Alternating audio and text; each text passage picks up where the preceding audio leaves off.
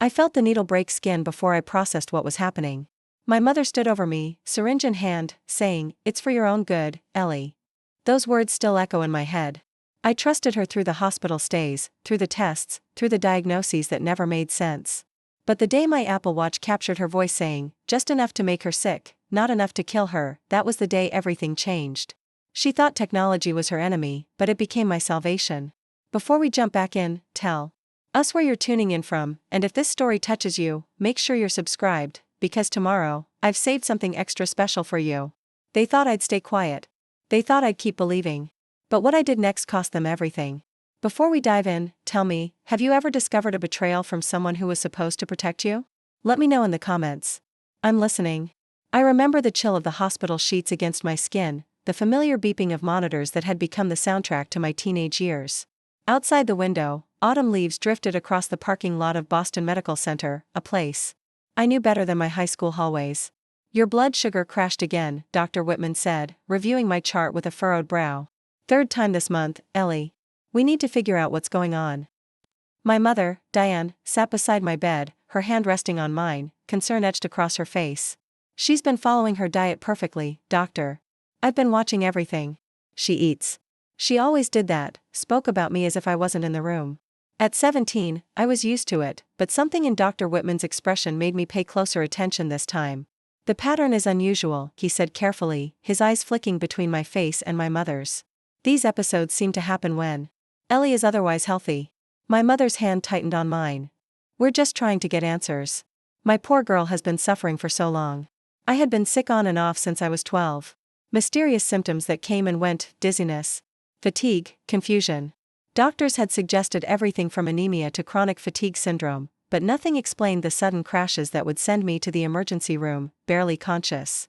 "We'll run more tests," Dr. Whitman said, but I caught something in his voice, hesitation, maybe suspicion. That night in the hospital, I couldn't sleep. The conversation replayed in my mind as I stared at the ceiling, counting the small holes in the tiles above me.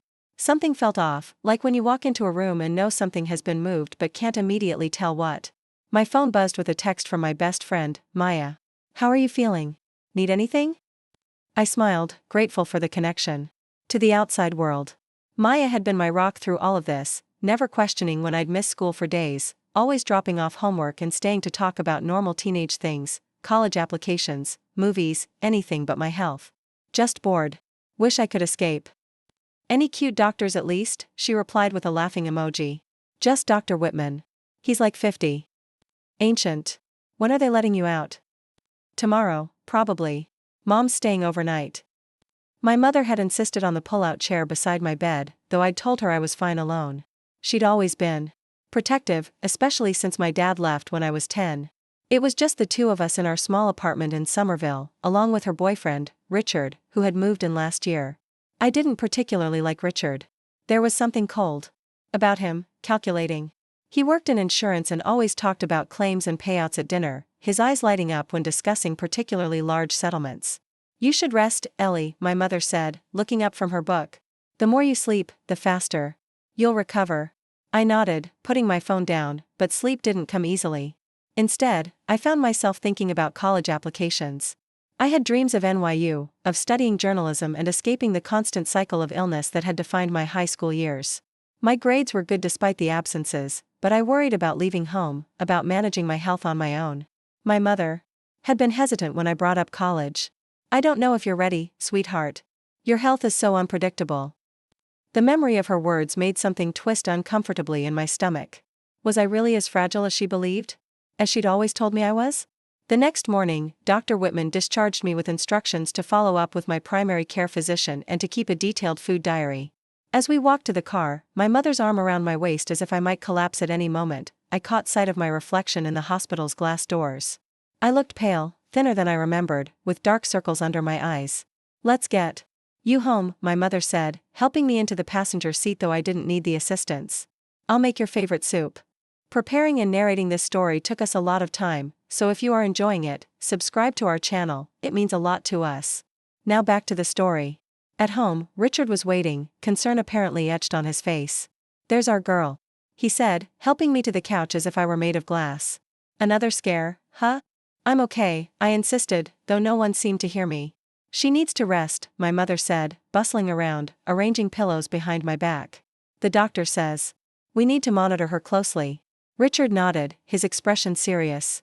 Good thing you've got the best caretaker in Massachusetts, he said, putting his arm around my mother.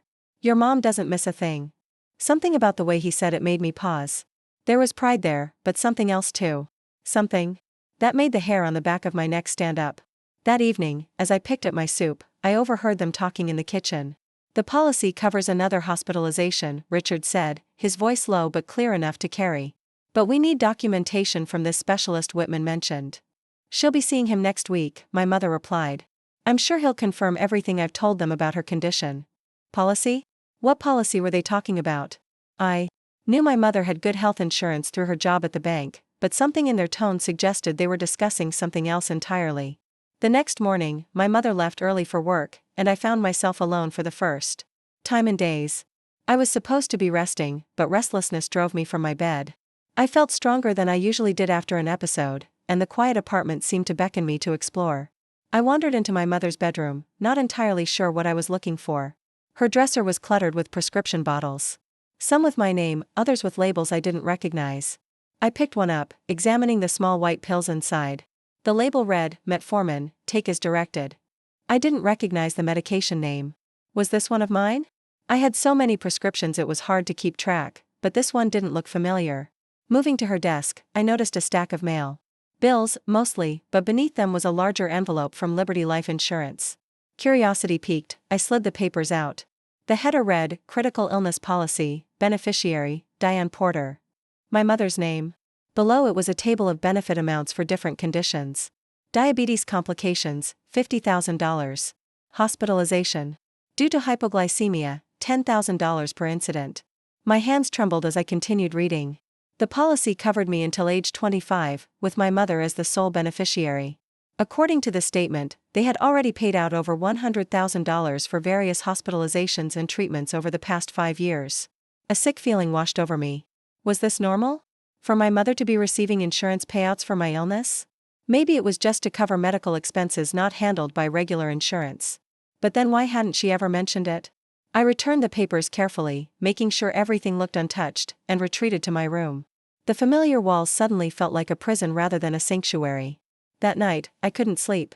Every time I closed my eyes, I saw the insurance papers, the bottles of medication, Dr. Whitman's concerned face. Something wasn't adding up, but I couldn't put my finger on what exactly was wrong. The next morning, my mother came into my room with a glass of orange juice and my morning medications, a small paper cup with various pills I'd been taking for years. These don't look right, I said, examining the collection of tablets. There was a small white one I didn't recognize. It's the new one Dr. Whitman prescribed, she said smoothly. For your blood sugar. Had he? I didn't remember him mentioning a new medication, but the hospital visit was somewhat of a blur. I hesitated. Don't you trust me, Ellie? My mother's voice had that edge to it, the one that made me feel guilty for questioning her. After everything I've done to take care of you? I swallowed the pills, the guilt more bitter than the medicine. Later that morning, I felt it again, the telltale dizziness, the cold sweat, the trembling hands that signaled my blood sugar was dropping. It came on faster than usual, more intensely. Mom, I called out, my voice weak. Something's wrong. She was there instantly, checking my forehead with the back of her hand. Oh, sweetheart. Let me get the glucose meter. The meter read 42, dangerously low. My mother quickly gave me glucose tablets, her movements practiced and calm. Should we go to the hospital? I asked, the room spinning around me. Let's wait and see if the glucose helps, she said, stroking my hair. You know how much you hate the emergency room. I did hate it, but this crash seemed worse than usual. As I lay there, trying to focus on my breathing, I noticed my mother texting someone, her expression oddly detached given the situation. The new Apple Watch on my wrist, a gift from Maya for my birthday, vibrated with a notification. It had detected an irregular heartbeat, likely due to my low blood sugar. Technology looking out for me when I couldn't look out for myself. The glucose tablet slowly took effect, and the worst of the symptoms passed. My mother stayed close, checking my blood sugar every 15 minutes, making notes in the small notebook she kept for my medical information. You're stabilizing, she said finally. No hospital today. There was something in her tone, relief, but not the kind a worried mother should feel when her daughter recovers. It was something else, something that made me uneasy. That night, I woke to the sound of hushed voices in the living room. Carefully, I slipped out of bed and crept to my door, opening it just enough to hear more clearly. The insurance investigator called today, my mother was saying. They're reviewing her case. What did you tell them? Richard's voice was tense. That she's been diagnosed by multiple doctors. That she has documented low blood sugar episodes and requires constant care. And they believed you? Why wouldn't they? I have 5 years of medical records. My heart raced. Why were they discussing my medical records with an insurance investigator at midnight? We need another hospitalization, Richard said after a pause. A serious one. The policy pays triple for ICU admission. I know. My mother's voice was flat, emotionless. I'm handling it. Handling what? My blood ran cold as the implications of their conversation began to take shape in my mind. Just be careful with the dosage, Richard continued.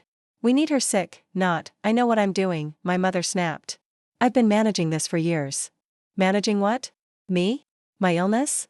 I backed away from the door, my legs trembling so badly I had to sit on the edge of my bed. The pieces were starting to fit together in a pattern I didn't want to see. The insurance policy. The mysterious symptoms. The crashes that always seemed to happen when my mother was there to save me. Was it possible? Could my own mother be making me sick? The thought was so horrifying I almost dismissed it immediately. But the conversation I'd just overheard kept replaying in my mind, alongside memories that suddenly took on new meaning. How I always seemed to get sick after meals she prepared. How she insisted on administering my medications herself. How no doctor could ever find a definitive cause for my symptoms. I reached for my phone with shaking hands and searched Munchausen by proxy. The results made my stomach turn. A form of abuse where a caretaker falsifies or induces illness in another person, usually for attention or financial gain. Symptoms include unexplained, recurrent illnesses. Improvement when separated from the caretaker. Multiple medical evaluations without clear diagnosis. It fit. God help me, it fit. I put down my phone, trying to steady my breathing. I needed proof. I needed to be sure before I accused my mother of something so terrible. But how could I get evidence? My eyes fell on the Apple Watch still strapped to my wrist. It had health monitoring features, including a blood glucose tracker I could sync with my meter. It also had recording capabilities. A plan began to form in my mind. A dangerous one, but I couldn't see another option. I needed to know the truth, even if it was the last thing I wanted to hear. The next morning, I activated the recording function. On my watch before my mother brought in my usual juice and medications. My hands trembled as I accepted the glass, but I didn't drink it immediately. I'm not feeling great this morning, I said, watching her face carefully. Kind of dizzy already. Something flickered across her expression, not concern, but something darker. Interest. Let me check your blood sugar, she said, reaching for the meter on my nightstand. As she pricked my finger, I noticed how steady her hands were, how detached her eyes seemed despite her worried expression. The meter read 90, completely normal. That's strange, she said, frowning. Your numbers are fine, but you're symptomatic. Better take your medicine and rest. I'll check on you again soon. She watched as I swallowed the pills, her eyes fixed on my throat as if to make sure I didn't hide them under my tongue. I took a small sip of the juice, just enough to satisfy her, then set it aside. I'll finish it in a minute, I promised. Just need to sit up a bit first. As soon as she left the room, I spat the pills into my hand and examined them. Most I recognized from my prescriptions, but there was that small white one again. The one she claimed was from Dr. Whitman. I wrapped it in a tissue and hid it in my drawer. The juice I carefully poured into a small empty water bottle I kept by my bed, making sure not to spill any. If there was something in it, I needed evidence. For the next 2 days, I pretended to take my medication while secretly documenting everything. I recorded conversations, took photos of the pills, made notes of when symptoms appeared and what I had consumed beforehand. I felt like a detective in my own home, searching for clues to a mystery I hoped wasn't real. On the third morning, my mother came in with a different approach. The endocrinologist called, she said, sitting on the edge of my bed. They want to try a new insulin regimen. Just a small dose to see if it helps regulate your system. My heart nearly stopped. Insulin? I had never been diagnosed with diabetes. Insulin given to someone with normal blood sugar could be fatal.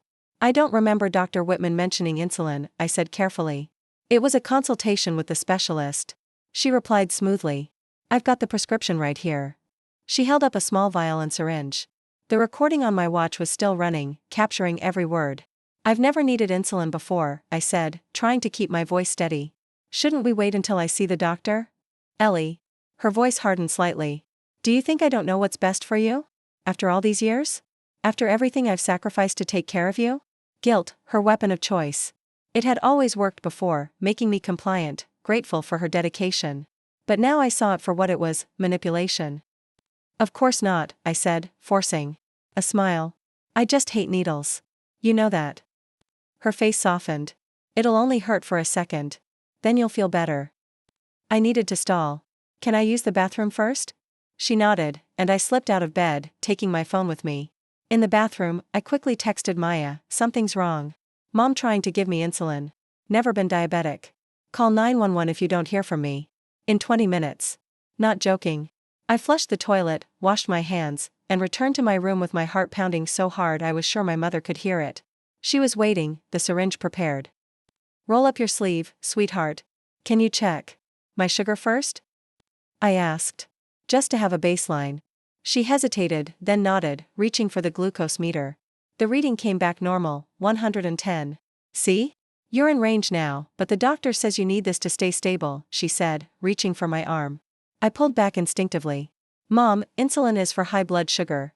Mine is normal right now. Something changed in her expression then, a hardening, a calculation. Ellie, don't make this difficult. I know what's best for you. I think we should call Dr. Whitman first, I insisted. He's not available, she snapped, her patience visibly thinning. Now give me your arm. I was running out of options. I don't want it. It's not about what you want. For a moment, her mask slipped, revealing frustration, even anger. It's about what you need. What we need. What do you mean, what we need? I asked, edging toward the door. She stepped closer, blocking my exit. After everything I've done for you. All the care, all the attention. This is how you repay me? With disobedience? I saw it then, the truth in her eyes. The love I had always believed in wasn't there. What I saw instead was possession, control, and something cold that made my blood freeze. Mom, I said quietly, why do you have an insurance policy that pays you when I'm hospitalized? She went very still. You've been snooping. Why do I keep getting sick only when I'm with you? Why do my symptoms disappear when I'm at school or with friends? Her eyes narrowed. You ungrateful little, she lunged forward suddenly, grabbing my arm with surprising strength. The needle pierced my skin before I could pull away, the plunger pushing down, sending what I now knew was a dangerous dose of insulin into my body. It's for your own good, she hissed, but her eyes told a different story. You need me. You'll always need me. I wrenched away, the needle tearing from my skin, but it was too late. She had injected at least half the syringe's contents. What have you done? I gasped, the reality of the situation crashing down on me. This woman, my mother, had just deliberately given me a drug that could kill me. You're sick, Ellie, she said, her voice suddenly calm again, reasonable. You're confused. Having another episode. Let me call the ambulance. She reached for her phone, and I heard her voice as if from a distance as she dialed 911. My daughter, she said, her voice breaking with perfect motherly concern. She's having a severe hypoglycemic episode. Yes, I'm monitoring her blood sugar. It was an accident, I think I gave her the wrong dose of insulin. Please hurry. An accident. She was already crafting the narrative. I felt the first wave of dizziness hit me as the insulin began to take effect, dropping my blood sugar rapidly. But through the fog, one thought remained clear, my watch was still recording. It had captured everything, the argument, her admission. The sound of the injection, her call to 911 claiming it was an accident. I managed to press the button to save the recording and send it to Maya before the room began to spin around me. My legs gave out, and I collapsed to the floor as darkness crept in from the edges of my vision. The last thing I saw was my mother. Standing over me, phone pressed to her ear, tears streaming down her face, tears that never reached her eyes. And I knew then that every moment of the past 5 years had been a lie. As consciousness slipped away, one thought remained, the truth was finally recorded. And it would be her undoing. The fluorescent lights of the hospital ceiling came into focus slowly, each blink bringing the world back into sharper clarity. I heard the steady beep of monitors before I fully understood where I was. Intensive care. Again. But this time was different. This time I knew why I was here. She's awake. A nurse called out, her face appearing above me with professional concern. Ellie, can you hear me? I tried to speak, but my throat was dry, scratchy. She offered water through a straw, the cool liquid bringing immediate relief. What happened? I managed to ask, though I already knew. You had severe hypoglycemia. She explained gently. Your blood sugar dropped to dangerous levels. You were unconscious when the paramedics arrived. I nodded, memories flooding back. The syringe. My mother's cold eyes. The 911 call where she claimed it was an accident. My watch, I whispered urgently. Where's my Apple Watch? The nurse looked confused. Your personal items are in that drawer. Your mother brought your things earlier. My heart sank. My mother. Of course she would have taken the watch, erased the evidence. I closed my eyes, fighting tears of frustration. All that careful planning, the recording that could have exposed her, gone. Your friend is in the waiting room, the nurse added. The dark-haired girl who's been here since you arrived. She's been quite persistent about seeing you. Maya. Hope flickered back to life. Can she come in? Please? The nurse hesitated. Just for a few minutes. You need rest. When Maya appeared in the doorway, her eyes were red-rimmed from crying, but she broke into a relieved smile seeing me conscious. You scared the hell out of me, she said, rushing to my bedside and squeezing my hand.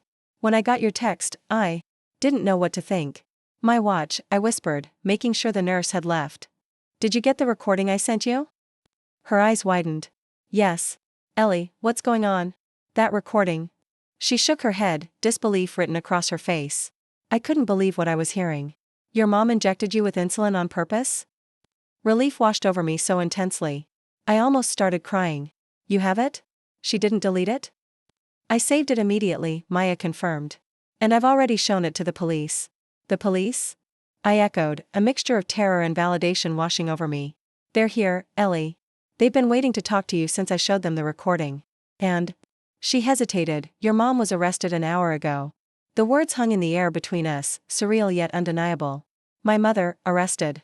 The truth, finally exposed. How did you know to save the recording? I asked. Your text freaked me out. And then when you sent that audio file with no explanation? She shrugged. I listened to it right away. I could hear everything, her voice, the struggle, the injection. When she called 911 pretending it was an accident, I knew something was seriously wrong. Maya had always been the friend who saw me, really saw me, even when I was invisible to everyone else. She'd been the one who questioned why I was always sick, who noticed I seemed healthier when away from home. She'd given me the Apple Watch for my birthday, saying she worried about me being alone with my illness. Had she suspected something all along? The doctors have been running tests, Maya continued, her voice lower. They found traces of all kinds of medications in your system. Stuff you were never prescribed. The confirmation of what I'd feared sent a chill through me. She's been poisoning me for years, hasn't she? Maya nodded, tears in her eyes. They think so. They're calling it Munchausen by proxy. The police have a search warrant for your house right now. The reality was sinking in, heavy and painful. My own mother had systematically made me ill for years. Had watched me suffer, had created symptoms, had reveled in the attention and, apparently, profited from my illness. Richard? I asked, suddenly. Remembering my mother's boyfriend and his role in the insurance scheme. Also arrested. They found documentation at your apartment, insurance policies, records of payments. They were tracking everything, Ellie. How much they collected each time you were hospitalized. I closed my eyes, letting the information wash over me. The betrayal was so complete, so absolute, it almost didn't feel real.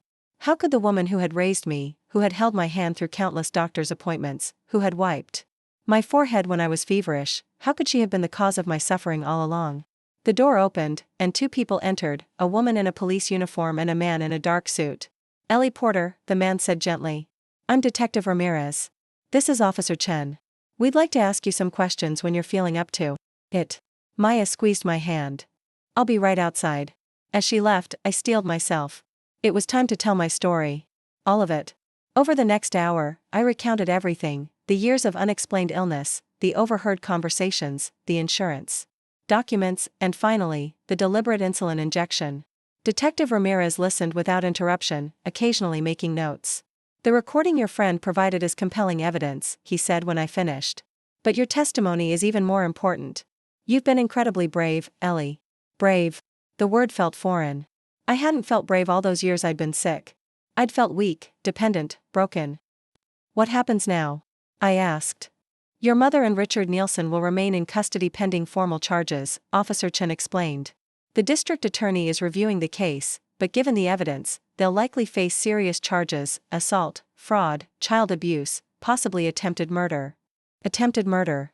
The words hung in the air, heavy and undeniable. My mother had nearly killed me. Had perhaps been slowly killing me for years. Where will I go?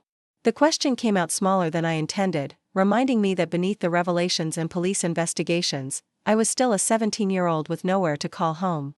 Social Services is arranging temporary placement, Detective Ramirez said. Do you have any family members who might take you in? I thought of my father, who had left years ago. My mother had always told me he abandoned us, couldn't handle having a chronically ill child. I wondered now if that was another lie. My dad, I said hesitantly. But I don't know where he is. We can help locate him, Officer Chen offered. What's his name? James Porter. He left when I was 10. Detective Ramirez made a note. We'll look into it. In the meantime, you'll be placed with a foster family once you're discharged. After they left, exhaustion crashed over me. The emotional weight of everything, the confirmation of my suspicions, my mother's arrest, the uncertain future ahead, was overwhelming. I closed my eyes, not to sleep but to process, to begin the long work of understanding what had happened to me. Dr. Whitman visited later that afternoon, his face grave as he reviewed my chart. Ellie, he said gently, I owe you an apology. I've been your doctor for 3 years, and I never saw the pattern clearly enough to intervene. You suspected something, though, I said, remembering his careful questions during my last visit. He nodded. I had concerns. The pattern of your symptoms never quite aligned with any clear diagnosis. And they often seemed to worsen after your mother had been alone with you. He sighed heavily. I was consulting with specialists, preparing to report my suspicions, but I didn't act quickly enough. I'm sorry. It's not your fault, I told him. She was convincing. She fooled everyone for years. Not everyone, he corrected. Not you. Not in the end. The days that followed passed in a blur of medical tests, police interviews, and meetings with social workers. Each blood test revealed another medication that had been in my system. Insulin, beta blockers, laxatives, sedatives. A toxic cocktail administered by the person who was supposed to protect me. As the drugs left my system, my body began to recover. The constant fatigue lifted. The dizzy spells disappeared. For the first time in years, I felt clear-headed, strong. It was as if I'd been living in a fog that was finally dissipating, revealing a world more vivid than I'd remembered. A week after my admission, Dr. Whitman delivered the news I'd been waiting for. You're healthy, Ellie, he said, smiling. Completely healthy. There's no underlying condition, no chronic illness. Once we removed the medications your mother was giving you, your body rebounded remarkably well. I should have felt only relief, but the emotions that washed over me were complicated. Joy at the confirmation of my health, yes. But also anger, deep, burning anger at the years stolen from me. The school days missed, the friendships never formed, the normal teenage experiences I'd never had, all sacrificed to feed my mother's twisted needs. What do I do now? I asked, not really expecting an answer. Dr. Whitman considered the question. Seriously. You live, Ellie. You live the life that was nearly taken from you. The day of my discharge arrived, bringing with it another meeting with social services. The social worker, Ms. Patel, arrived with unexpected news. We've located your father, she said. My heart jumped. You found him? She nodded. He's been living in Chicago for the past 7 years. And Ellie, he's been looking for you. Looking for me? But my mom said he left us, that he didn't want to deal with a sick child. Ms. Patel's expression softened. According to Mr. Porter, he never abandoned you. He claims your mother obtained a restraining order against him using falsified evidence of abuse. When he tried to fight it, she disappeared with you. He's been working with a private investigator for years trying to find you. The revelation hit me like a physical blow. Another lie. Another manipulation. My father hadn't abandoned me, he had been kept from me, just as the truth had been kept from me. He's flying in tomorrow, Ms. Patel continued. He's petitioning for immediate custody. I nodded, unable to speak through the tightness in my throat. The prospect of meeting the father I'd believed had abandoned me was both terrifying and exhilarating. What would he be like? Would he recognize me? Would I recognize him? That night, in the quiet hospital room that had become strangely familiar, I found myself looking at old photos on my phone. There weren't many from before my illness began. My mother had controlled the narrative of our family history as carefully as she'd controlled my health. But I found one, tucked into a forgotten album, me at 9 years old, sitting on my father's shoulders at a baseball game, both of us smiling widely. I studied his face, the kind eyes, the way his smile created small creases at the corners. I had his nose, I realized with a start. The same slight bump at the bridge. For the first time, I allowed myself to imagine a different future than the one my mother had mapped out for me, a future where I wasn't defined by illness, where I could pursue dreams beyond simply making it through another day. A future where I might have a parent who actually wanted me to thrive, not suffer. The next morning, I stood by the window of my hospital room, watching the Boston skyline. In a few hours, I would meet my father. In a few days, I would testify against my mother at the preliminary hearing. My life was changing so rapidly I could barely keep up. A knock at the door pulled me from my thoughts. Maya entered, carrying a small duffel bag. "Brought you some real clothes," she said, setting the bag on the bed. "Figured you'd want something besides hospital gowns for the big reunion." I hugged her, overwhelmed with gratitude for this friend who had believed me, who had saved the recording, who had possibly saved my life. "Thank you," I whispered. "For everything." "That's what friends do," she said simply. "They see the truth, even when it's hard to look at." As I changed into the jeans and sweater she'd brought, I caught a glimpse of myself in the mirror, color in my cheeks, light in my eyes that had been missing for so long. I barely recognized this healthy young woman looking back at me.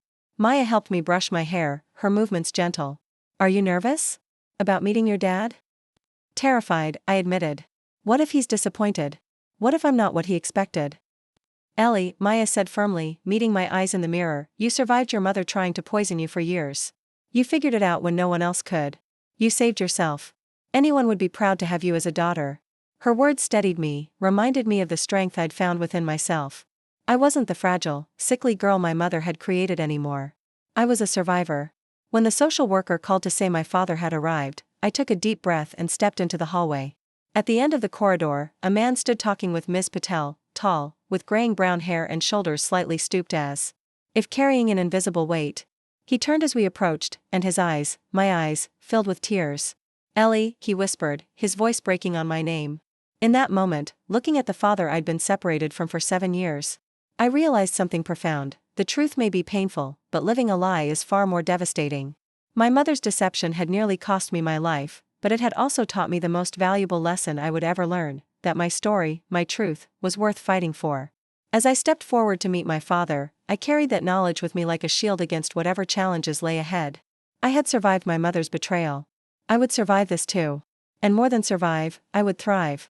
"Dad," I said, the word unfamiliar but right on my lips. "It's me."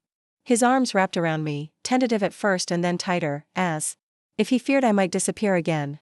The scent of his cologne, something woodsy and unfamiliar, filled my senses as I returned the embrace, my heart pounding against my ribs. 7 years of absence collapsed into a single moment of connection. "I never stopped looking for you," he whispered, his voice rough with emotion. "Not for a single day." When we finally pulled apart, I studied his face, searching for the father I remembered from childhood. He had more lines around his eyes now, strands of gray at his temples, but his smile was the same, warm, slightly crooked, reaching all the way to his eyes. "You look so much like your grandmother," he said, his gaze traveling over my features with wonder. She had the same eyes. We sat in the small hospital waiting area, the social worker discreetly giving us space while remaining nearby.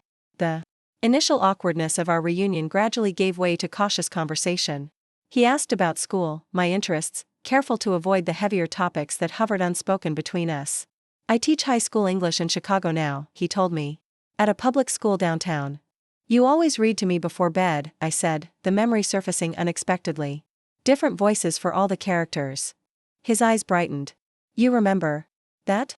The Hobbit was my favorite," I continued. "You did a really grumpy Gandalf." He laughed, the sound startling in its familiarity. "I was terrible at the voices. But you never complained." Piece by piece, we began reconstructing our shared past, filling in the gaps left by years of separation. He told me about the custody battle, how my mother had fabricated evidence of abuse, how she disappeared with me before the final hearing. "The restraining order meant I couldn't contact you directly," he explained. "When she moved and changed your phone number, I lost all trace of you. I hired private investigators, but she was always one step ahead."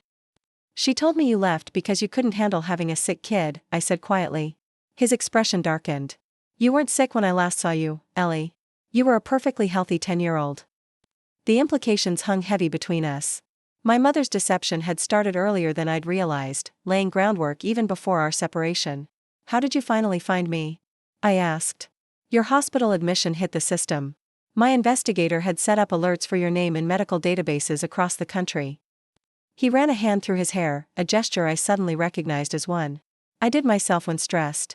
"When I heard you were in intensive care, I thought I might be too late." "Too late?" The words echoed in my mind, a reminder of how close I'd come to becoming another tragic headline: teenager dies from insulin overdose. The police called me yesterday, he continued. Told me everything. About what your mother did, the Munchausen. By proxy, the insurance fraud. He shook his head, disbelief etched in every line of his face. All those years, she was hurting you, and I couldn't protect you. You're here now, I said simply, because what else was there to say? We couldn't change the past, couldn't recover the years stolen from us. Ms. Patel approached then, clipboard in hand. Mr. Porter, we need to discuss the custody arrangement and Ellie's discharge plan. The next few hours were a blur of paperwork and planning. My father had already secured an apartment in Boston, a short-term rental where we could stay while the legal proceedings against my mother unfolded. He would take a leave of absence from his teaching position. I would finish my senior year at my current high school, maintaining at least one thread of stability in my appended life. By late afternoon, I was officially discharged, not as a chronically ill patient requiring ongoing care, but as a healthy 17-year-old with a clean medical slate. Dr. Whitman signed the final papers with a smile. Your recovery has been remarkable, Ellie, he said. I've never seen anyone bounce back so quickly from long-term medical abuse. I just needed someone to believe me, I replied. He nodded, his expression turning serious. The hospital will be conducting a full review of your case. We should have caught this sooner, should have questioned your mother's reports more carefully. I want you to know we're implementing new protocols because of what happened to you. The knowledge that my experience might help protect other children from similar abuse offered a small measure of comfort amid the chaos. As we prepared to leave, Maya arrived, breathless from rushing over after school. You're busting out, she exclaimed, hugging me tightly. About time. I introduced her to my father, watching as they shook hands, these two people from entirely separate chapters of my life now intersecting. Thank you for being there for Ellie, my father said sincerely. For believing her when others didn't. Maya shrugged, but I could tell the words meant something to her. That's what best friends do. The apartment my father had rented was in Cambridge, not far from Harvard Square, a small two-bedroom with sparse furnishings but large windows that filled the space with light. It felt neutral, unclaimed, perfect for the new beginning we were attempting to forge. It's not much, he said, setting down my hospital bag. But it's temporary. Just until we figure out our next steps. Our next steps. The phrase acknowledged that whatever happened now, we would face it together. After years of my mother controlling every aspect of my life, the simple act of being included in planning my own future felt revolutionary. That evening, we ordered takeout from a nearby Thai restaurant and ate at the small kitchen table, carefully navigating conversation. There were moments of awkward silence, questions started and then abandoned, the weight of our shared history both connecting and separating us. I have your college fund, he said suddenly, between bites of pad thai. I've been adding to it every month since you were born. It's yours, whenever you're ready. College. The dream I'd almost abandoned when my mother convinced me I was too fragile to leave home. I want to study journalism, I told him. Maybe at NYU, if I can get in. You'll get in, he said with such confidence that I almost believed him. You're brilliant, Ellie. You always were. After dinner, he showed me to my room, simply furnished with a bed, desk, and empty bookshelf. On the desk sat a wrapped package. I got you something, he said, gesturing toward it. It's not much, just a welcome gift. I unwrapped it carefully. To find a brand new laptop, sleek and silver. I thought you might need it for school, he explained. And for your writing, if you're still interested in journalism. The thoughtfulness of the gift, practical yet perfectly aligned with my interests, brought unexpected tears to my eyes. Thank you. Later, alone in my new room, I opened the laptop and began to write. Not homework or college essays, but my story, everything that had happened, from the earliest memories of unexplained illness to the moment I realized my mother had been poisoning me for years. The words poured out of me, raw and unfiltered, filling page after digital page. Writing had always been my escape, even during the worst periods of my illness. When I was too weak to leave my bed, I'd scribble in journals, creating worlds where I was strong, where I had control. Now, putting my real experiences into words felt like reclaiming ownership of a narrative that had been stolen from me. The next morning, reality reasserted itself in the form of Detective Ramirez, who arrived to discuss the upcoming preliminary hearing. The district attorney is charging your mother with attempted murder, assault with intent to cause grievous bodily harm, child abuse, and insurance fraud, he explained, seated at our kitchen table. Richard Nielsen faces conspiracy charges on all counts. The formal language made it sound distant, clinical, a case file rather than the story of my life. Will I have to testify? I asked, already knowing the answer. Yes, he confirmed. Your testimony is crucial, especially since you're the only one who can speak to the pattern of abuse over time. My father's hand found mine under the table, a silent offer of support. When? The preliminary hearing is next week. If the judge finds sufficient evidence, and I believe they will, the case will proceed to trial. The prospect of facing my mother across a courtroom, of speaking publicly about the years of abuse, sent a chill through me. But beneath the fear was something stronger, determination. She had silenced me for years, had controlled my story. Now I would tell the truth, no matter how difficult. I'll be ready, I said. After Detective Ramirez left, my father and I walked to a nearby cafe for breakfast. The simple act of walking several blocks without fatigue, without monitoring my blood sugar, without fear of collapse, it felt like freedom. I've been thinking, my father said as we settled at a corner table with coffee and pastries. About what happens after the hearing. After all this is over. I waited, stirring my coffee slowly. I have a house in Chicago, he continued. Nothing fancy, but it's in a good neighborhood, close to the school where I teach. There's a room for you there, if you want it. The offer hung between us, weighted with possibility. What about my senior year? I asked. My friends here. You could finish the school year in Boston, if that's what you want. I can extend my leave or commute back and forth. Or you could transfer to Chicago for your final semester. He paused. It's your choice, Ellie. I want you to have choices. Choices. After years of having every aspect of my life controlled and manipulated, the simple acknowledgement of my autonomy felt like a gift beyond measure. I don't have to decide right now. He shook his head. Take all the time you need. The week before the hearing passed in a flurry of activity. I returned to school, facing the curious stares and whispered conversations that followed me through the hallways. The story had made local news, teenager poisoned by mother in insurance scam, though my name had been withheld due to my age. Still, in a school of 1,200 students, anonymity was impossible. Everyone knew.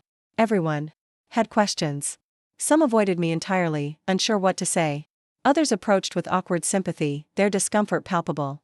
Maya remained my shield, deflecting unwanted attention, creating space for me to breathe amid the suffocating curiosity.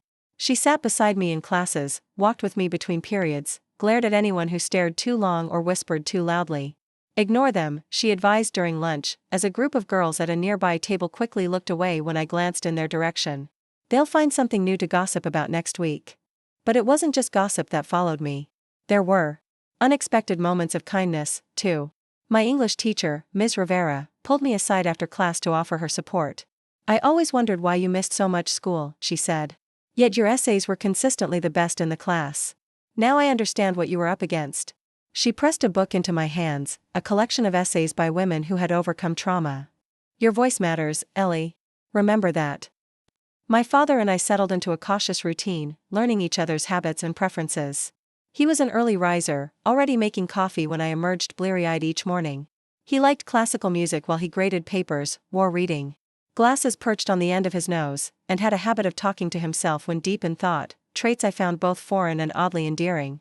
We were strangers connected by blood and shared history, navigating the complicated terrain of building a relationship after years of absence. There were awkward moments, misunderstandings, times when the weight of all we'd lost threatened to overwhelm the fragile connection we were attempting to forge. But there were good moments too. Discovering we shared a love for the same obscure science fiction author. His delight when he learned I could quote entire passages from The Hobbit, the book he'd read to me as a child. The evening we spent making homemade pizza, flour dusting the countertops as we debated the proper ratio of sauce to cheese. 3 days before the hearing, my father received a call from his private investigator. He took it in the living room, his voice too low for me to hear from my bedroom. When he knocked on my door afterward, his expression was grave. There's something you should know, he said, sitting on the edge of my bed. My investigator found evidence that your mother may have done this before. My breath caught. What do you mean? Before you were born, she was briefly married to a man named Edward Calloway. They had a daughter together, April. The revelation that I might have a half-sister sent a jolt through me. I have a sister? His expression darkened. April died when she was 4. The cause was listed as complications from a rare autoimmune disorder, but Edward always suspected something wasn't right. He tried to get authorities to investigate, but there wasn't enough evidence. The implications settled over me like a physical weight. My mother hadn't just made me sick, she might have killed another child. Her own daughter. Does the police know? He nodded. I called Detective Ramirez immediately. They're reopening the investigation into April's death. That night, I couldn't sleep. I kept thinking about April, the half-sister I'd never known existed. Had she suffered as I had? Had she been confused, afraid, wondering why she couldn't get better no matter what treatment she received? Had she died believing she was simply too sick to survive? I slipped out of bed and padded to the living room, where my father sat reading, a single lamp illuminating the space. Couldn't sleep, he asked, setting his book aside. I shook my head, curling up on the other end of the couch. I keep thinking about April. He nodded, understanding without further explanation. Me too. Why would she do it? The question that had haunted me since the moment I realized the truth about my mother. How could anyone hurt their own child like that? My father was silent for a long moment, considering. Mental illness is complex, Ellie. People with Munchausen by proxy seek attention and sympathy through their child's illness. I introduced her to my father, watching as they shook hands, these two people from entirely separate chapters of my life now intersecting. Thank you for being there for Ellie, my father said sincerely. For believing her when others didn't. Maya shrugged, but I could tell the words meant something to her. That's what best friends do. The apartment my father had rented was in Cambridge, not far from Harvard Square, a small two-bedroom with sparse furnishings but large windows that filled the space with light.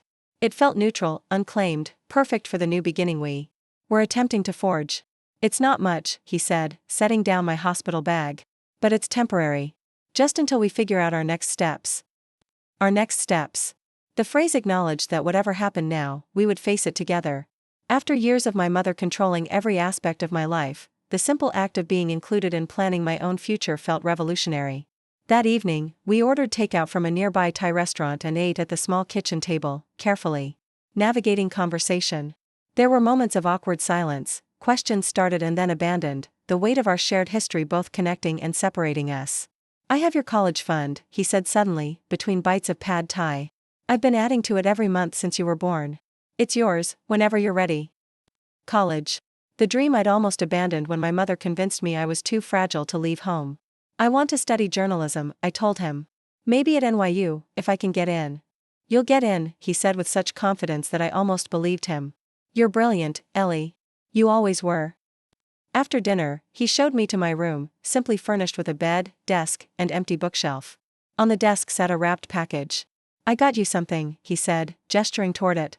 It's not much, just a welcome gift. I unwrapped it carefully.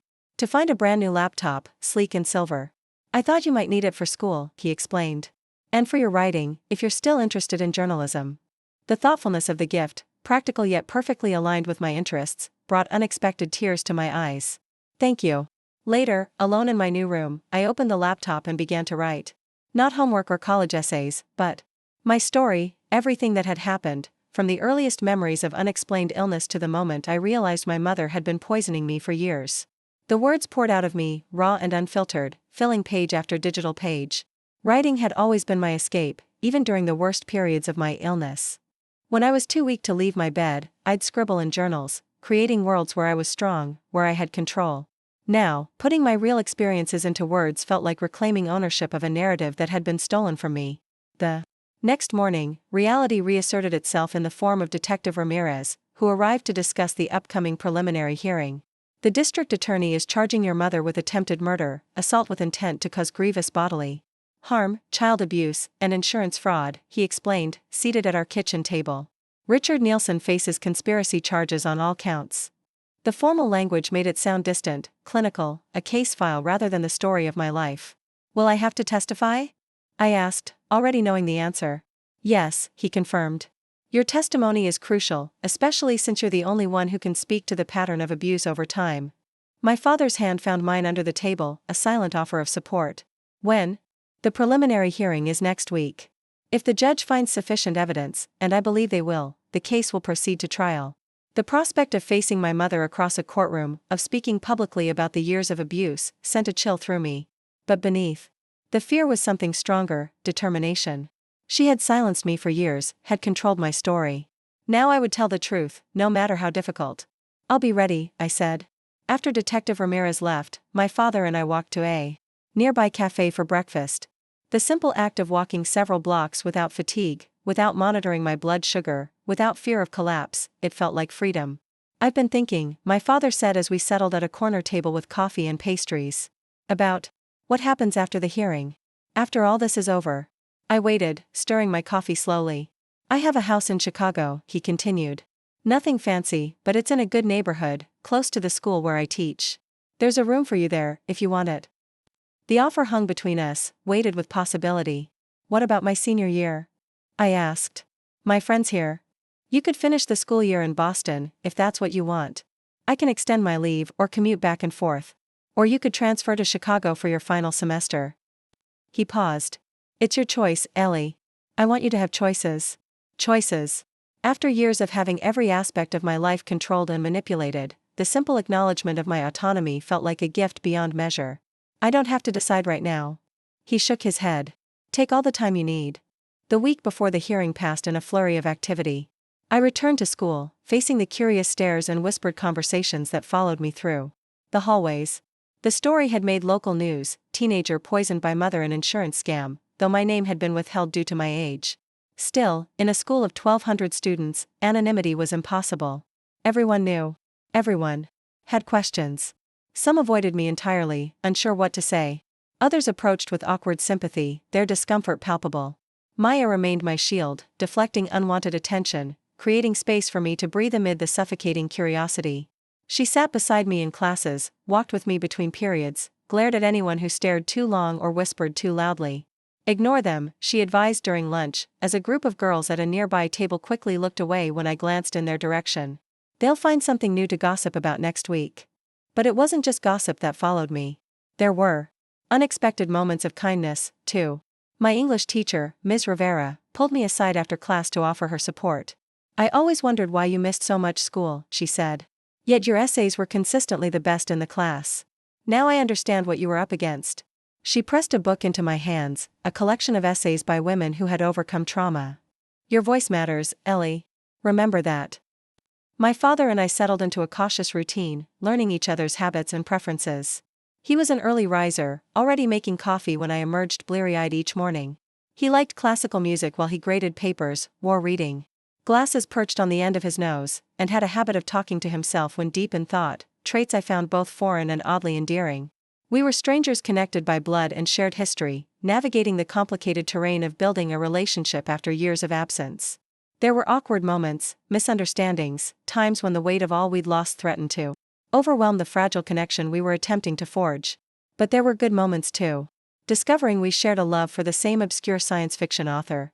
His delight when he learned I could quote entire passages from The Hobbit, the book he'd read to me as a child. The evening we spent making homemade pizza, flour dusting the countertops as we debated the proper ratio of sauce to cheese. 3 days before the hearing, my father received a call from his private investigator. He took it in the living room, his voice too low for me to hear from my bedroom. When he knocked on my door afterward, his expression was grave. There's something you should know, he said, sitting on the edge of my bed. My investigator found evidence that your mother may have done this before. My breath caught. What do you mean? Before you were born, she was briefly married to a man named Edward Calloway. They had a daughter together, April. The revelation that I might have a half-sister sent a jolt through me. I have a sister? His expression darkened. April died when she was 4. The cause was listed as complications from a rare autoimmune disorder, but Edward always suspected something wasn't right. He tried to get authorities to investigate, but there wasn't enough evidence. The implications settled over me like a physical weight. My mother hadn't just made me sick, she might have killed another child. Her own daughter. Does the police know? He nodded. I called Detective Ramirez immediately. They're reopening the investigation into April's death. That night, I couldn't sleep. I kept thinking about April, the half-sister I'd never known existed. Had she suffered as I had? Had she been confused, afraid, wondering why she couldn't get better no matter what treatment she received? Had she died believing she was simply too sick to survive? I slipped out of bed and padded to the living room, where my father sat reading, a single lamp illuminating the space. Couldn't sleep, he asked, setting his book aside. I shook my head, curling up on the other end of the couch. I keep thinking about April. He nodded, understanding without further explanation. Me too. Why would she do it? The question that had haunted me since the moment I realized the truth about my mother. How could anyone hurt their own child like that? My father was silent for a long moment, considering. Mental illness is complex, Ellie. People with Munchausen by proxy seek attention and sympathy through their child's illness. It's normal, the therapist my father had found for me explained during our twice-weekly sessions. Dr. Chen specialized in trauma related to medical abuse, her office a calm space of soft blues and gentle lighting. Your brain is still in protection mode. It learned over many years that what seemed safe could harm you. Will it always be like this? I asked, voicing the fear that had taken root alongside my newfound freedom. No, she said with quiet confidence. You're already healing. But healing isn't linear. There will be good days and hard days. The goal isn't to forget what happened to you, but to integrate it into your life story without letting it control your future. My life story. It was strange to think of my experiences that way, as a narrative I could shape rather than a medical chart filled with symptoms and diagnoses.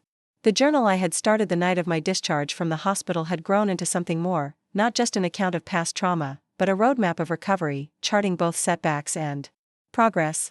Christmas approached, bringing with it another first, the first holiday with my father since our reunion. He suggested we create our own traditions rather than trying to recapture the past. Fresh start, he said as we selected a small pine tree from a lot near our apartment. New memories. We decorated with a mismatched collection of ornaments purchased from local shops, each one chosen for its uniqueness rather than how it coordinated with others. The result was chaotic but joyful, much like our reconstructed relationship. Imperfect but genuine. On Christmas Eve, Maya joined us for dinner, bringing homemade cookies and a small wrapped package. Open it now, she insisted, pushing the gift across the table once we'd finished eating.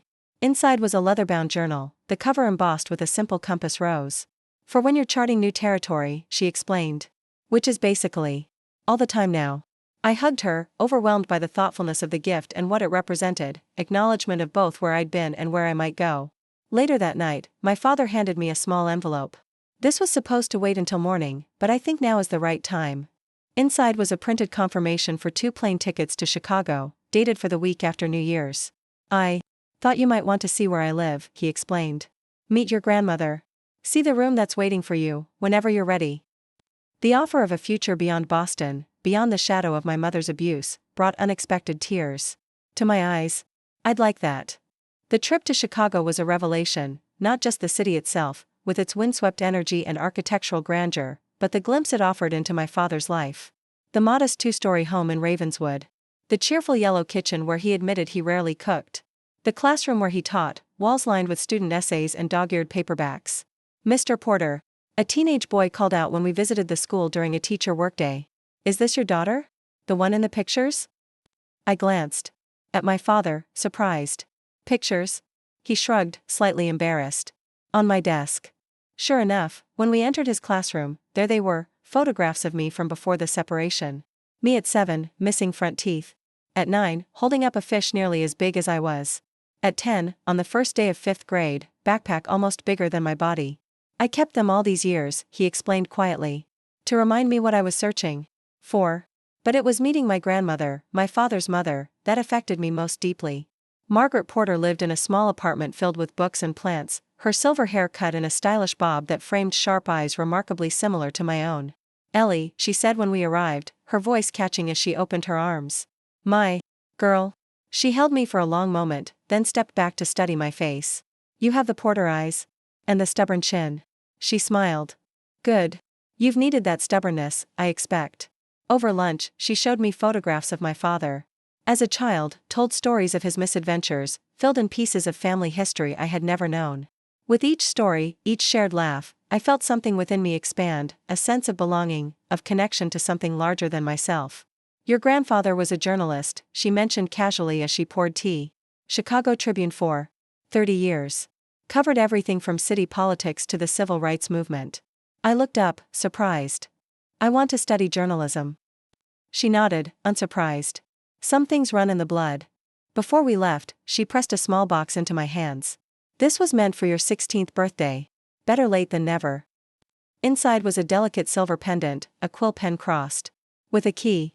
The family crest, of sorts, she explained as she fastened it around my neck. For the Porters who've always believed that words can unlock doors, change minds, reveal truths. I touched the pendant, feeling its weight against my skin. Thank you. Wear it proudly, she said. You've earned it. On the flight back to Boston, I found myself thinking about identity, how it forms, how it can be distorted, how it can be reclaimed. For years, I had been defined by illness, by weakness, by dependence. My mother had constructed that identity for me, and I had accepted it without question. Now I was discovering who I might be without those constraints. A girl with porter eyes. And a stubborn chin. A writer with ink in her veins. A friend, a daughter, a student. A survivor. January brought college application deadlines. I submitted materials to 6 schools, including NYU and Northwestern, with essays that didn't mention my illness or my mother's abuse. Not because I was hiding it, but because I refused to let it define my academic potential. Strong applications, my guidance counselor commented as she submitted the final recommendations. Your grades are excellent despite your absences, and these essays? She shook her head, impressed. You have a powerful voice, Ellie. A voice. That's what had been stolen from me all those years, not just my health or my independence, but my voice. The ability to tell my own story, to define myself on my own terms. In February, unexpected news arrived via Detective Ramirez. The investigation into April's death had uncovered sufficient evidence to add additional charges against my mother. They're exhuming the body, he explained during a meeting at our apartment. The original autopsy was incomplete, but with what we know now about your mother's methods, the medical examiner believes they'll find evidence of poisoning. The thought of this half-sister I'd never known, whose life had been cut so short, haunted me. She was only 4? Detective Ramirez nodded, his expression grave. Your mother collected a substantial life insurance payout after April's death. It appears to be her first experience with monetizing medical abuse. First experience. The words chilled me. I had been her second victim, not her first. And if I hadn't discovered the truth, would there have been a third? That night, unable to sleep, I found myself at the kitchen table, laptop open, searching for information about April. There wasn't much, a brief obituary mentioning a brave battle with autoimmune disease, a single blurry newspaper photo of a funeral attended by grieving parents. I stared at the grainy image, trying to make out the face of the small coffin partially visible in the foreground. A life ended before it truly began, by the same hands that had nearly ended mine. Ellie? My father's voice startled me. He stood in the doorway, concern etched across his features. It's 3 a.m. I needed to see her, I explained, turning the laptop so he could view the image. To make her real. He sat beside me, studying the photograph. I never knew she existed, he said quietly. Your mother never mentioned having another child. She erased her, I whispered. Just like she tried to erase me, the real me, and replace it with the sick child she wanted. My father was silent for a moment, then reached for my hand. She didn't succeed. You found your way back to yourself. I nodded, taking a deep breath. I want to do something, Dad. For April. She didn't get a chance to escape, to tell her story. But maybe I can tell it for her, along with mine. The idea had been forming for weeks, perhaps even months, taking shape alongside my recovery, my rediscovered voice. I want to write about what happened. Not just for myself, but for others who might be going through something similar. He squeezed my hand. I think that's a powerful idea. How would you share it? I'm not sure yet. An article maybe. Or a blog. I paused, considering. I want people to understand how this happens, how someone can be manipulated into believing they're sick when they're not. How medical abuse can hide in plain sight. As March approached, bringing the trial date closer, I began working on what I now thought of as the April Project, gathering information about Munchausen by proxy, interviewing experts, crafting a narrative that wove together my experience and what little I knew of April's. Dr. Chen helped me navigate the emotional aspects of the project, ensuring I wasn't re-traumatizing myself in the process. This can be healing, she assured me, as long as you're doing it for the right reasons, not out of obligation to April or guilt that you survived, but as a way to reclaim your story and perhaps help others. The right reasons. I examined my motivations carefully, journal pages filling with reflections. Was I looking for justice? Closure? Purpose? Perhaps all 3, I decided. And that was okay. 2 weeks before the trial was set to begin, an unexpected development changed everything. Richard Nielsen, facing decades in prison as an accomplice, agreed to testify against my mother in exchange for a reduced sentence. He's giving them everything, Detective Ramirez told us during a hastily arranged meeting. Details about how they planned it, when it started, the insurance schemes, all of it. What does this mean for the trial? My father asked. With his testimony and the evidence we already have, the prosecutor believes your mother may accept a plea deal rather than face a jury. He turned to me. Which means you might not have to testify, Ellie. The news should have brought relief. The prospect of facing my mother across a courtroom, recounting years of abuse while she watched, had filled me with dread. Yet I felt strangely disappointed. I was ready, I said, surprising myself with the steadiness in my voice. I wanted to speak my truth to her face. Detective Ramirez nodded, understanding in his eyes. Your recorded statement will still be part of the official record. Your voice will be heard, just in a different way than you expected. Different, but no less powerful.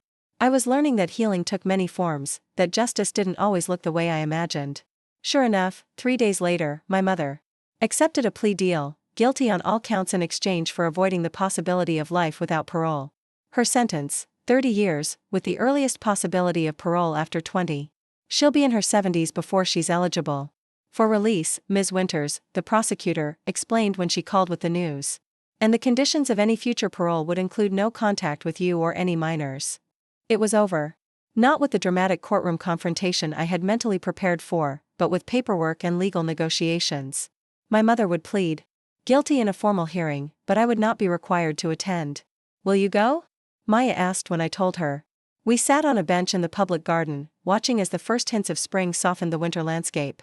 I considered the question carefully. Yes. I need to see it happen. The day of the hearing dawned clear and cold. I dressed with care. A simple gray dress, the silver pendant from my grandmother, hair pulled back neatly. My father and Maya flanked me as we entered the courtroom, a united front against the woman who had nearly destroyed me. She looked smaller than I remembered, diminished by the orange jumpsuit and the knowledge of her defeat. When the charges were read, attempted murder, child abuse, fraud, and now second-degree murder for April's death, she kept her eyes down, avoiding looking at anyone in the gallery. How do you plead? The judge asked when the lengthy list of charges was complete. Guilty, she said, her voice flat, emotionless. Just one word. Such a small sound to acknowledge such enormous harm. The judge outlined the terms of the plea agreement, the length of the sentence, the conditions of any future parole. Through it all, my mother remained expressionless, as if the proceedings concerned someone else entirely. Only when the judge asked if she wished to make a statement did something shift in her demeanor. She straightened slightly, and for the first time, her eyes sought mine in the gallery. I only wanted what was best, she said, addressing the court but looking directly at me. I took care of you when no one else would. I made sacrifices. The familiar manipulation, the twisting of reality, it was all there in those few sentences. Not an apology, not an acknowledgement of harm, but a final attempt to recast herself as the devoted mother, misunderstood and unappreciated. I held her gaze steadily, refusing to look away, refusing to accept her distorted version of our history. In that moment, I felt no anger, no fear, only a profound sadness for the mother I had never truly had, and clarity about the woman who stood before me now. She was led away in handcuffs, our eye contact breaking as she turned toward the door leading back to the holding cells. I watched her go, realizing that whatever power she had once held over me was gone. Outside the courthouse, reporters again gathered, hungry for statements about the high-profile case. This time, I stepped forward without hesitation. Justice was served today, I said, my voice carrying across the crowd. Not just for me, but for April Calloway, the 4-year-old daughter my mother killed through medical abuse before I was born. I paused, gathering my thoughts. Cases like mine often go undetected for years. Medical child abuse hides behind a mask of devoted parenting. I'm speaking today to raise awareness about this form of abuse, and to encourage medical professionals, teachers, and others who work with children to learn the warning signs. A reporter called out, "What's next for you, Ellie?" I smiled, feeling the weight of the silver pendant against my skin, the presence of my father and Maya beside me. College, I hope. A career in journalism. A future defined by truth rather than deception. Another shouted question, do you have a message for others who might be experiencing similar abuse? Trust your instincts, I said without hesitation. If something feels wrong, it probably is. Document everything. Find someone who will believe you. And know that your voice matters, even when others try to silence it. As spring blossomed across Boston, acceptance letters arrived, NYU, Northwestern, Columbia, Boston University. Options. Choices. The future opening before me like a road with multiple paths, all leading forward. I'm leaning toward Northwestern, I told my father over dinner one evening in April. It's got an amazing journalism program, and it would mean being closer to you and Grandma. He nodded, clearly pleased but trying not to influence my decision. It's a great school. But Boston University made a compelling offer too. They had a substantial scholarship plus guaranteed housing. Financially, it made the most sense. And it would mean staying near Maya, near the support system I'd built. I'm torn, I admitted. Part of me wants a completely fresh start, somewhere.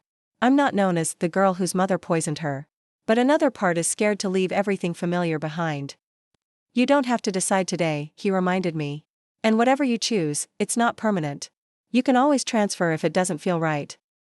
The freedom to change course, to adjust as needed, it was a luxury I was still getting used to after years of having my path dictated by my mother's needs.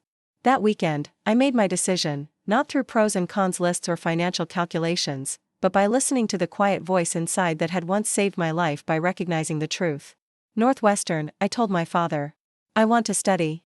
In Chicago. The relief on his face confirmed what I had suspected. He had wanted me close, but had been careful not to pressure me. I think that's a great choice. As May arrived, bringing with it the end of my senior year, the April project evolved into something more substantial than I had initially envisioned. What had started as personal research had grown into a full manuscript, part memoir, part investigative journalism into medical child abuse. When I mentioned it to my father's colleague, a professor in Northwestern's journalism department who had offered to review my application, she responded with unexpected enthusiasm. This is powerful work, Ellie, she wrote in an email. Have you considered submitting it for publication? I have contacts at several publishing houses who might be interested. Publication. The thought had never occurred to me. I had been writing for myself, for April, for the nameless others who might be experiencing similar abuse. But the idea of reaching a wider audience, of using my story to create greater awareness, was compelling. Do you think I'm ready for that? I asked Dr. Chen during our session. She considered the question carefully. Sharing your story publicly comes with both benefits and costs. It can be empowering to reclaim your narrative, to help others. But it also means making yourself vulnerable, opening up parts of your experience to scrutiny and, potentially, criticism. I've survived worse, I pointed out. She smiled slightly. Yes, you have. Which is exactly why I think you could handle it, if that's what you choose. Choice. Again and again, it came back to that, the freedom to decide my own path, to tell my own story in my own way. I submitted the manuscript to 3 of the contacts provided by my father's colleague. Within weeks, 2 had expressed interest.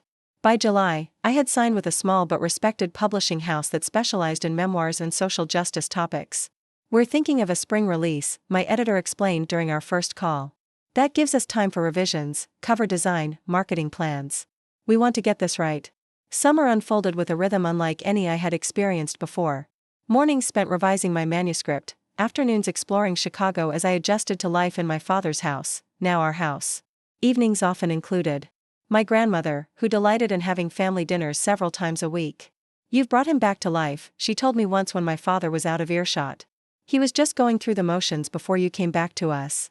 I thought about that often, how healing wasn't just my journey, but my father's too. How in finding each other again, we had both found pieces of ourselves that had been missing. Maya visited in August, staying for a week before she headed to Boston University. We explored the city together, taking architectural boat tours, eating deep dish pizza, laughing at how quickly I had adopted Chicago as my city. You seem different here, she observed as we sat by Lake Michigan, watching the sunset paint the water in shades of gold and pink. More settled. More you. I am different, I acknowledged. Every day a little further from who I was, a little closer to who I'm becoming. Who I was becoming. The phrase stayed with me long after Maya returned to Boston, through orientation at Northwestern, through the start of classes, through the daily discoveries of college life. I was becoming a student, passionate about investigative journalism and media ethics. A friend to the diverse group of students in my dorm. A daughter who called her father just to chat, who spent Sunday dinners with her grandmother, learning family recipes and stories. Most importantly, I was becoming an advocate. As news of my upcoming book spread, I received invitations to speak at medical conferences, to consult on hospital protocols for identifying potential cases of medical child abuse, to share my story with social workers and teachers. Each time I spoke, I began the same way. My name is Ellie Porter, and this is my truth. My truth. Not the version my mother had constructed, not the illness narrative she had forced me to live, but the authentic story of survival, resilience, and reclamation. In October, 1 year after I had discovered my mother's deception, I received a letter from the prison where she was serving her sentence.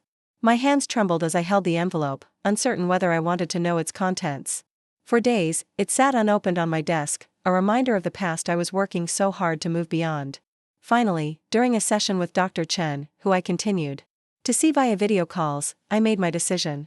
I'm not going to read it, I said firmly. Whatever she wants to say, justifications, manipulations, even apologies, I don't need to hear it. I know my truth. Dr. Chen nodded, approval in her eyes. That's a powerful choice, Ellie. It shows how far you've come.